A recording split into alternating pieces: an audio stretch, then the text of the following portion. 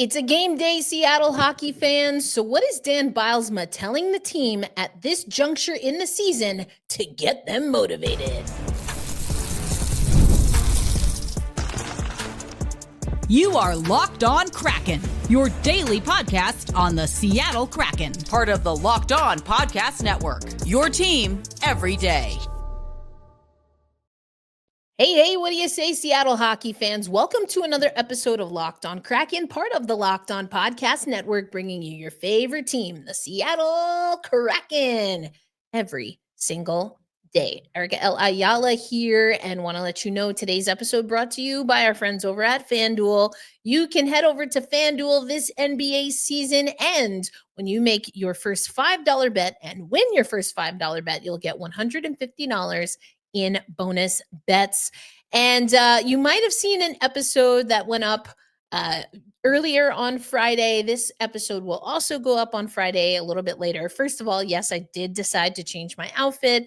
It's a preview show, so I'm wearing one of my fun fancy hats. This is actually the hat I wore last time the Seattle Kraken got a win. So I figure I'm gonna do my part, like the GIF or the meme or the whatever. What movie is that even from? Is that Super Troopers? Okay, I went on a tangent. Let's get back on track here. All right, I'm going to do my part. Either way, the Seattle Kraken have to also do their part. But yesterday, I talked about a lot. We talked about Jared McCann, what the process is, or on last episode, which for some of you might have been yesterday. We talked about Jared McCann. What is the process for the coaching staff to get him going? But then what trade rumors is he a part of? We also talked about Jordan Eberle and him coming back from injury. Well, that was 2 episodes ago. But I also mentioned Tye Kartye. At the time that I recorded that episode, I had not heard from Dan Bylsma, and I did not see the news overnight that Tye Kartye is actually with Coachella Valley on a conditioning loan. So that's my bad. But we can correct it now. We will hear a little bit about that. We also got updates about Yanni Gourde. And in fact, Dan Bylsma gave more updates on Yanni, who did participate in some activity with the Seattle Kraken on Friday at Friday's practice. So this first clip we have from Dan Bylsma, you're going to hear him give the update on Yanni Gourde. He will also talk a little bit about Tye Kartye. Plan is not tracking to play tomorrow. So this would be this second team practice he was in yesterday. It was just non-contact drills in the first 20 minutes. He continues to get a heavy workload, individually on the ice. Today it ramped up to, full team practice and being with the guys, being in contact drills, and clearly that's a good sign for him progressing down the road. Yeah, I think the fact that he's going down on a, conditioning stint to play tomorrow night, and then they go to Calgary for the 3rd and the 4th to play some games and to, get his game back, so to speak. And, I don't want to say he's gotten away from that, but he's a grinding, physical, energy player for our team. And when he's at his best, that's what he's doing out on the ice. And, I said kind of the situation a little bit too with the 12-day break and coming out of the break and not playing in the first 3 games. This is an opportunity for him to play some games and get his feet underneath him, get his game back, and then return here. So a little bit of a different approach to a reset happening with Tye Kartye. So again, apologies that I somehow missed that news. We got it corrected. Thankfully, there's another episode and a game day episode. This episode, most of you will probably be watching on Saturday before the first game of March, which is exciting. I like this move for Tye Kartye. If you listened to our earlier Friday episode, then you heard me say he is that sandpaper when he's at his best, like Dan Bylsma just said. And as I talked about on the last episode, we need that sandpaper. Give me at his peak level all of the Tye Kartyes. He's a part of that group of players when he plays at his best that I will take guys that we're not expecting them to score much, but they play hard-nosed. I don't want guys that are not playing good defense, but like run the lines through the blender and spit out the team that's going to give you maximum effort, whatever that looks like. I don't need it to be pretty. It's already pretty, not pretty right now. It's unpretty right now. It is an unpretty Seattle Kraken style of hockey that we see more often than not. The consistency just hasn't been there. So if this is going to be a good stint for Tye Kartye, get him down, as Dan Bylsma said, having that break while also not playing much, being a healthy scratch before the break, being a healthy scratch after the break. This is going to help him hopefully reset, retool, and get more of that sandpaper. I love it. I love it. I love it. You also heard Yanni Gourde. Yes, this was a practice. He did participate a little bit more than he did at the last practice, but he is not expected to return March 1st. But if you listen to an episode earlier in the week, a lot of people, even a couple of weeks ago, were saying they were hearing March 4th. And that was the big question around that Yanni episode that we did, which you should go take a listen to or just check out the comments. I have a question up there that you might want to answer. I'd love to hear what you think about Yanni Gourde and what his role will be with the Seattle Kraken. But so it's good news that Yanni is making progress. It's still a tight turnaround to see if he'll be back for March 4th. The Seattle Kraken take on Vancouver, and then they have Minnesota at home, which is what we're looking at. And then they're on the road, Nashville and Pittsburgh, just ahead of the trade deadline. But either way, we will keep you posted here on Locked On Kraken. Those are the main practice updates. We are going to hear a little bit more from Dan Bylsma in just a moment, because again, I just really appreciated what he was talking about with regard to Jordan Eberle and how he worked through something unprecedented. He breaks down a little bit more about what the injury was with respect to how you rehab. And I thought that was really fascinating. But talking and using Jordan Eberle as an example of how this team has to play. I loved it. I want you to hear it. We'll talk about that coming up on Locked On Kraken.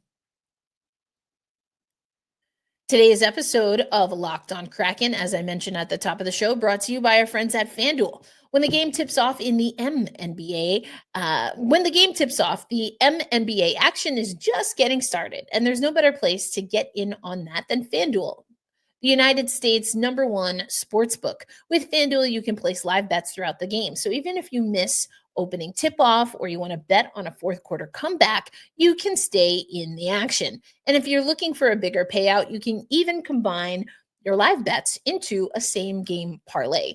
And as I mentioned earlier, right now, new FanDuel customers can get $150 in bonus bets if your first $5 bet wins. Just visit FanDuel.com to join today. That's FanDuel.com for your shot at $150 in bonus bets. Make every moment more with FanDuel, the official sports betting partner of the MNBA and us here at the Locked On. Thanks as always for making Locked On Kraken a part of your daily destination. Erica L. Ayala here, getting you ready for tonight's game. But first, a few updates from Friday. Let's talk a little bit about Eberle. What was it like for him coming back, and how is the team hopefully going to parlay some of that into what needs to happen? We'll hear from Dan Bylsma on that.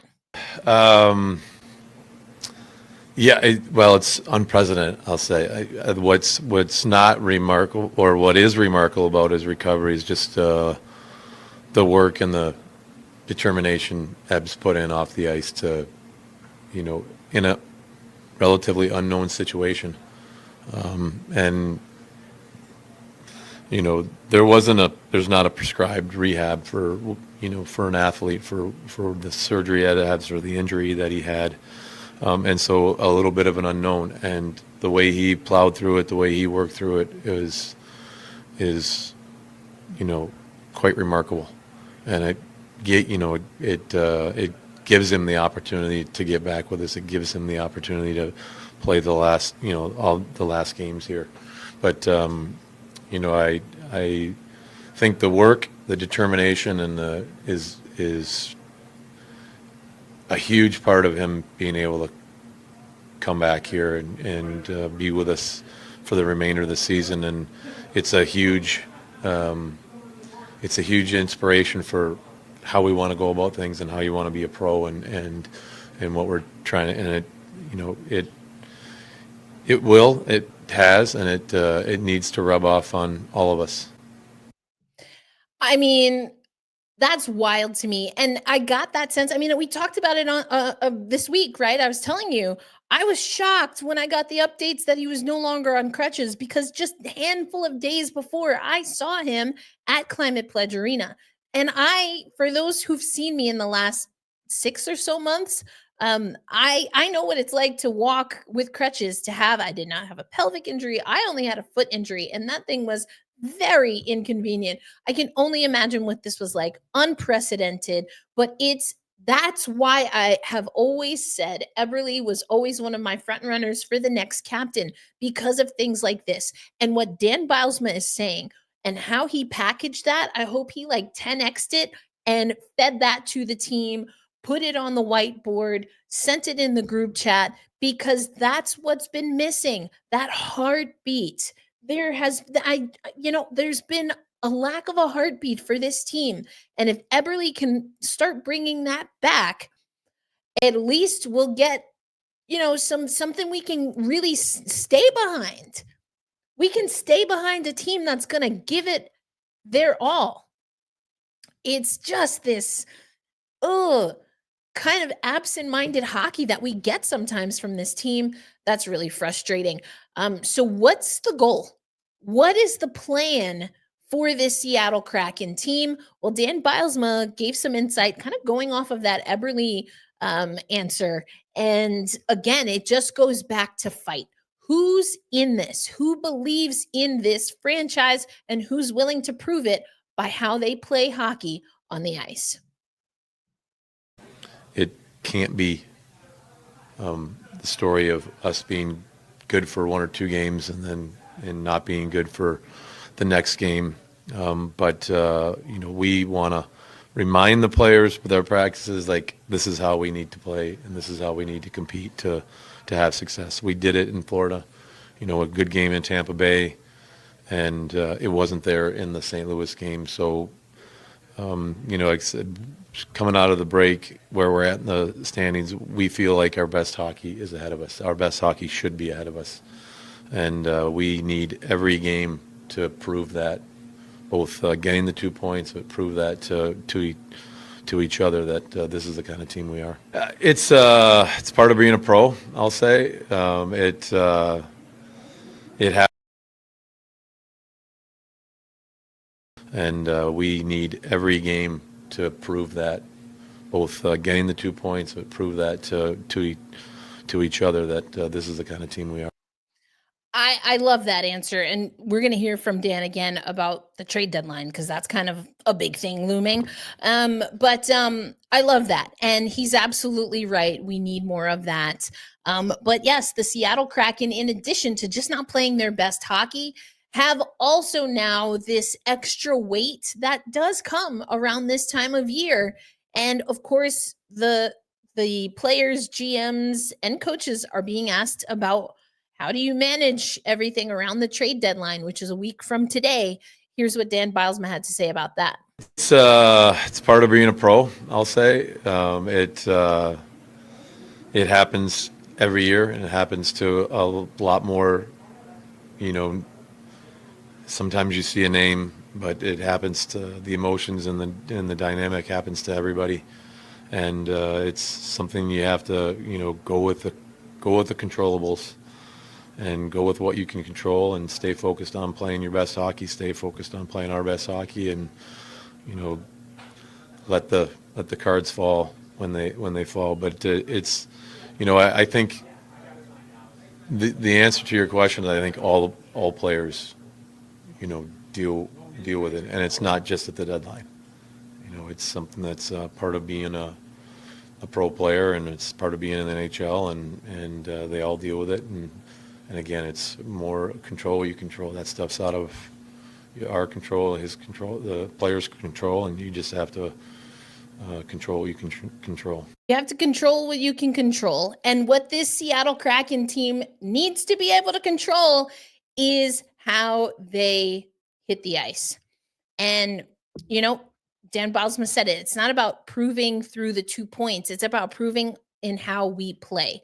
And, there continue to be trade rumors. And I talked a little bit about Jamie Alexiak. So, how this team plays and the implications. This is maybe the last shot to play with some of the guys. I still think it's probably unlikely that the Seattle Kraken are a part of any trades, but it's not impossible. And so if you think of someone like Jamie Alexiak, going back to the Seattle Times article, why would the Kraken consider moving him?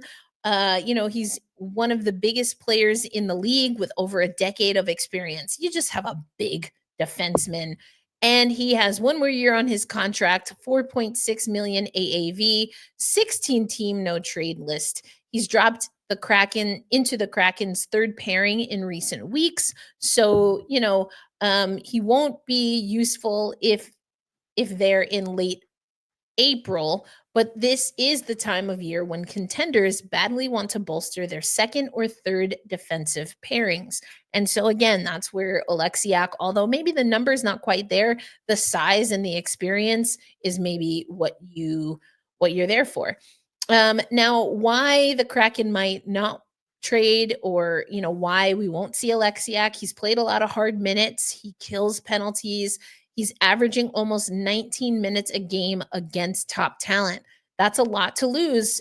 This is me now adding this. That's a lot to lose on a team that's not particularly good defensively. So, something to consider there. One trade idea that I really don't like at all. This is, it's kind of getting to like Ryan Donato territory for me.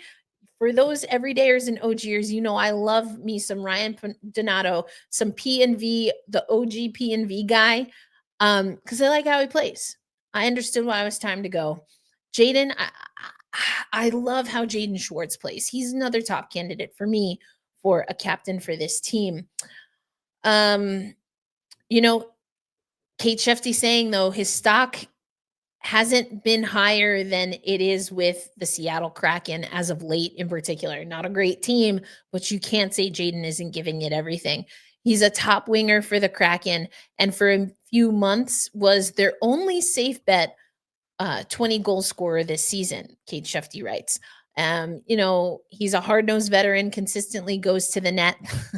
That's why I like him. And he's also a Stanley Cup champion, 5.5 from the cap hit perspective for one more season, will be a UFA in 26. Why the Kraken wouldn't go for this is Kate Shefty literally wrote, for the reasons above. I mean, everything. He's been so great for this team.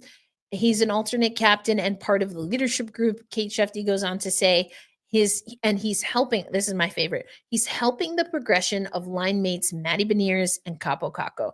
And that makes him so valuable. I mean, if all other things are equal, we have other Stanley Cup champions. We have other veterans. We have some guys that can go hard to the net and or are very good at doing what they do for us.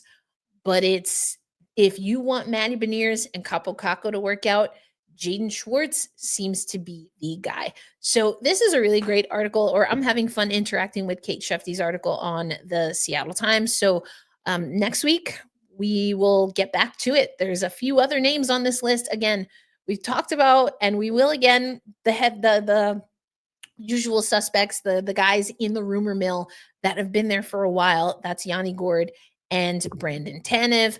But there's some other names on here as well, and let's talk about them. Today's episode of Locked on Kraken brought to you by one of our new friends in Trade Coffee. If you're like my mom, your mornings have to start with a good cup of coffee. She gets so tired from working with young people as an assistant principal all day. And, going to the local, DD Dunkin' Donuts, for those who don't know, it doesn't hit the same as her first cup when she has it in the morning. And that's why I put her on to our new sponsor, Trade. And let me tell you, she's pretty impressed. It's hard to impress my mom, who will drink Dunkin' Donuts coffee throughout the day. And every once in a while, she likes to go a little bit more fancy, a little bit more artisanal, and also kind of hone in on her flavor profiles a little bit more. And that's what was cool with Trade. We did this I don't live in New York anymore. So over the phone, I'm just reading out the different preferences. I know what kind of coffee she likes. And so I was able to get into a range and then say, all right, from these 8, 10, 12 options, what kinds of coffee are you interested in? She likes whole bean, so she can ground her first cup at home, get the smell as she's grinding down the beans. She likes dark roasts, dark and more, maybe not bitter, but more full-bodied, like wine, maybe full-bodied flavors as compared to more light and floral or citrusy. And so it was a lot of fun to go through the quiz and all of that. So right now, Trade is exclusively offering our listeners 40% off your first order at drinktrade.com/lockedonnhl. That's drinktrade.com, trade, TRADE.com/lockedonnhl for 40% off your first order, excuse me. That's drinktrade.com/lockedonnhl. And hey, tell me how that first cup of Joe from Trade goes for you. All right, Seattle Kraken fans, it's time now to get you ready for the game. The Seattle Kraken back at home. So some of y'all will be at this game. I'm super excited for you. Hopefully you get a really good effort from a team that can be better and knows that they can be better. Taking on Vancouver, 8 p.m. local time, Climate Pledge Arena. And Shane Wright comes in the last 5 games with 5 points. 2 of those are goals. Adam Larson adding 3 assists for him. Connor Garland's been great for the Vancouver Canucks on the other side of the break. 3 points, 2 of those are goals. And it's likely going to be Joey Decord. We'll be back home, some home cooking. I would love to see him yeet the fish. He deserves it. A really tough outing. I did think maybe one, definitely one, I would say maybe 2 of those goals he'd probably want to pull back. Other things were just a defensive collapse, a team systematic collapse. But we'll see him back in net. Joey Decord, Nikke Coco still with the team, of course. The Vancouver Canucks are 5-4-1 in their last 10 games. We are 3-6-1 in our last 10. Both teams, though, coming off of a loss. The Canucks to Anaheim and the St. Louis Blues took care of the Seattle Kraken. I would like us to get back to the win column before we let Vancouver get back to the win column. But hey, that's just me. Power play head-to-head, 14th overall at a 22.7 clip for the Vancouver Canucks. The power play for the Seattle Kraken, led by Shane Wright, as we talked about on another episode, is not great. He is our leading power play goal scorer, but the power play needs some work. 18.3%, 25th overall in the league. Our PK 23rd. We talked about, some of those heat maps, and we just allowed a lot of traffic in front of Joey in that St. Louis game. Sure, you can say, oh, that's just the St. Louis game, Erica, but is it? Okay, maybe like everything that we usually do in small little pockets just kind of blew up on us. I will give you that. But it just looked super bad. But those are habits that we've seen more often than I care to have to talk about on a daily podcast. So that needs to be cleaned up. This is an 81.8% PK team. So what that means to me is that this Kraken team, let's just stay 5-on-5. For so many reasons, let's stay 5-on-5. Don't take the bait, so to speak. Just play it straight up.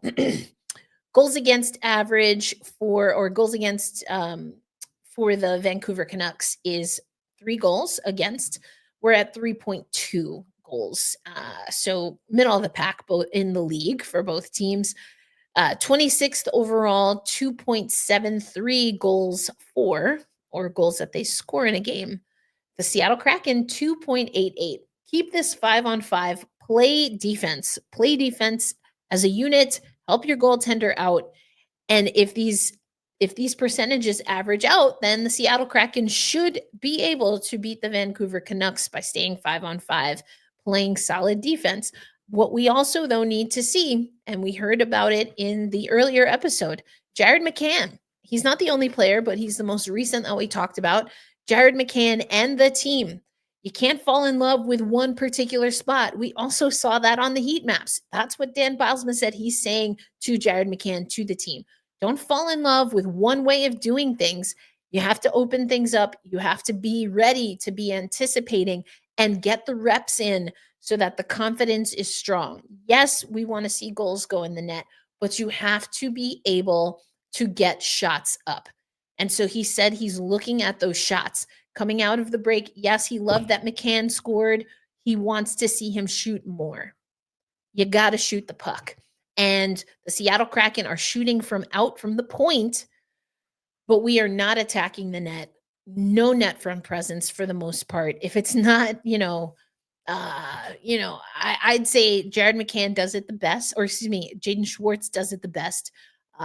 Now, when we had Ellie Tolvanen, Oliver Bjorkstrand, and Shane Wright together, that was my favorite line. I love how they operate in the offensive zone in small spaces.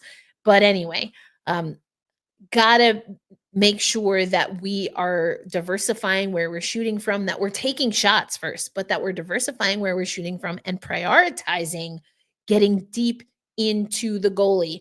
Handcuff the defense.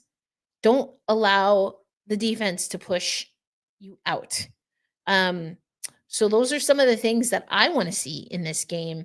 There's a long list, but I think what I'll say, I gave you 3 different things there. Really want to play this 5-on-5. You have to be able to open up your shooting, take those shots, and then got to be solid, play solid defense.